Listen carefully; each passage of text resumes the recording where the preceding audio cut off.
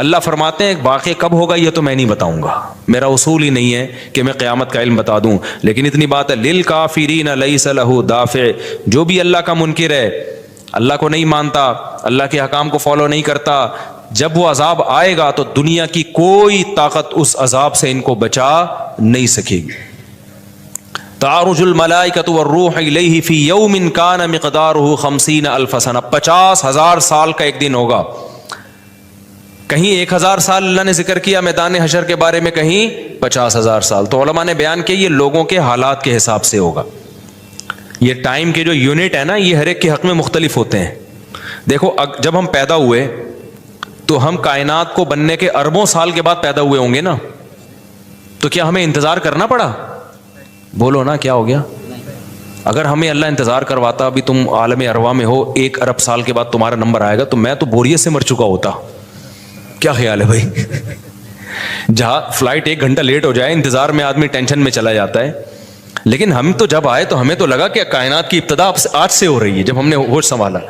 کیونکہ ہمارے وہ یونٹ جو تھے نا, جو وقت کی اکائیاں ہیں, وہ ہمارے حق میں اسٹارٹ ہی نہیں ہوئی تھیں.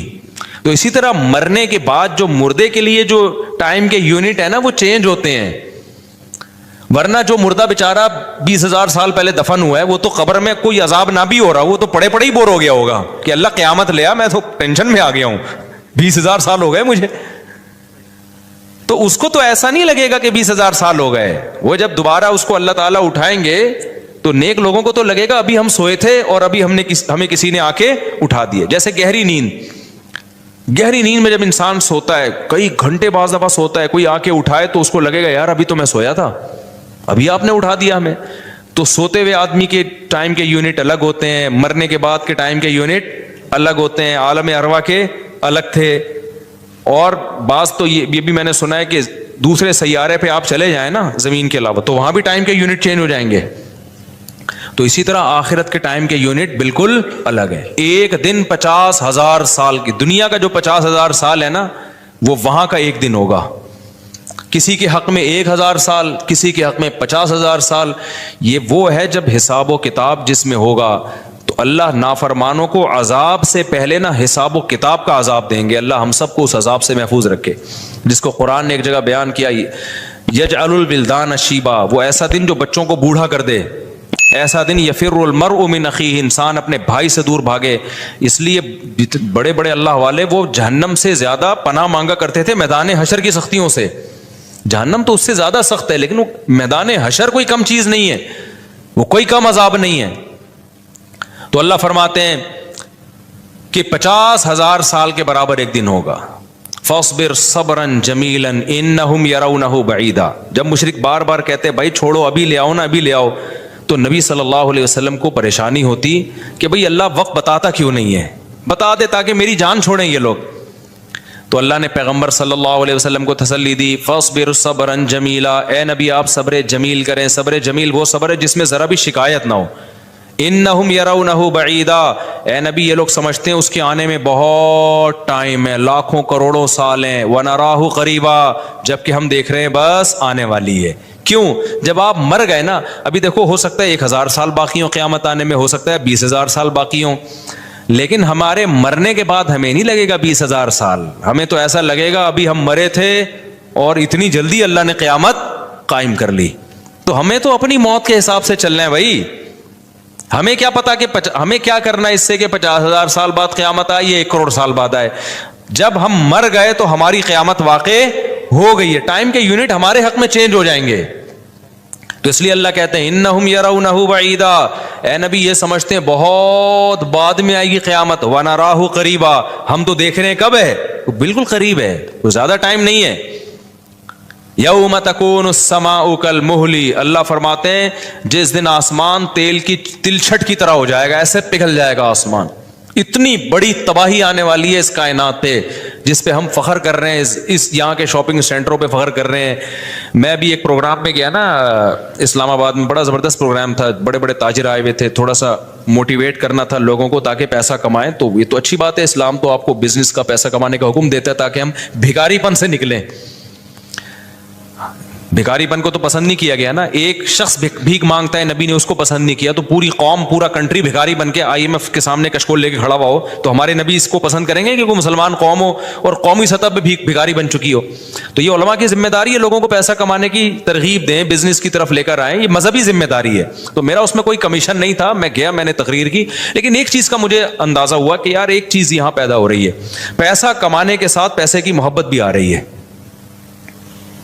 तो मुझे ख्याल हुआ मैं अपनी स्पीच में ना एक बात कहूं कि आप यहाँ आए हैं, सारे अरबपति करोड़पति ताजिर हैं, सब अपने अपने तजर्बे शेयर कर रहे हैं कि मैं ये करता था, आज मैंने इतने रुपए कमा लिए, मैं ये करता था, ताकि लोगों को मोटिवेशन मिले। अच्छी बात है, बहुत अच्छा प्रोग्राम था। तो मुझे ख्याल हुआ कि एक बात मैं कहूँ कि ज़रूर, लेकिन एक चक्कर ना हफ्ते में एक दफ़ा कब्रिस्तान का ज़रूर लगाया करो, ताकि नीयतें ठीक हो जाएं पैसा कमाने से। ऐसा ना हो ये पैसा कारून बना दे आपको। तो एक दफ़ा ऐसा किया करो, जैसे ये प्रोग्राम हो रहा है बड़ा ज़बरदस्त, लोग आ रहे हैं, अवार्ड मिल रहे हैं, और तो यहाँ से निकल के, लेकिन मैंने कहा नहीं, मैंने कहा ये इनके मेंटल लेवल से ना ऊपर खींची, हर चीज़ हर जगह कहने की नहीं होती। ये कहेंगे मुफ्ती साहब रंग में भंग डाल के चले गए, अच्छा भला हम देख रहे थे इतने करोड़पति लोगों को सुन के हमें भी ख्वाब आ रहे थे, कल हमारे पास लैंड क्रूज़र होगी, 4 शादियाँ होंगी, अब पैसा होगा ज़बरदस्त, यहाँ जाएंगे वहाँ जाएंगे। ये मौलवी ने आके यहाँ भी क्या कर दिया, कब्रिस्तान की बातें शुरू कर दी।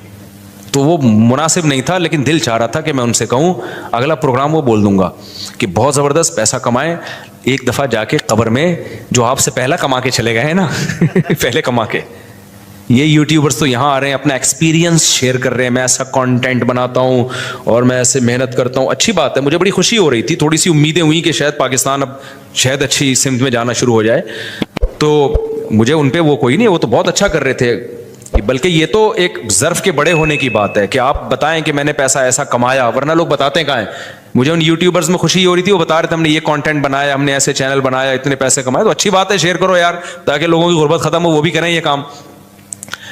लेकिन साथ साथ एक बात, ये पैसा आपको सुलेमान अलैहिस्सलाम जैसा भी बना सकता है, और कारून और फिरौन जैसा भी, अबू बकर उस्मान जैसा भी बना सकता है, और अबू जहल जैसा भी बना सकता है। क्या ख्याल है, ये सारे पैसे वाले लोग थे ना। तो आप पैसा कमा के सुलेमान अलैहिस्सलाम जैसे शुक्रगुजार बन जाओ, उस्मान इब्न अफ़ान जैसे गनी बन जाओ, अब्दुर्रहमान बिन औफ जैसे बन जाओ। इसके लिए ज़रूरी है कि हफ्ते में एक दफ़ा कब्रिस्तान का विजिट अपने खर्चे पे कर लिया करें, और ऐसे ही नहीं गुजरते हुए वहाँ जाके खड़े होके कब्रों पे देखा करें कि मैं जितना भी बड़ा बन जाऊं, मेरे यूट्यूब पे चैनल पे 10 मिलियन भी सब्सक्राइबर आ जाएं, लेटना मैंने कहा है थोड़े दिनों में जाके भाई इस कब्र के अंदर।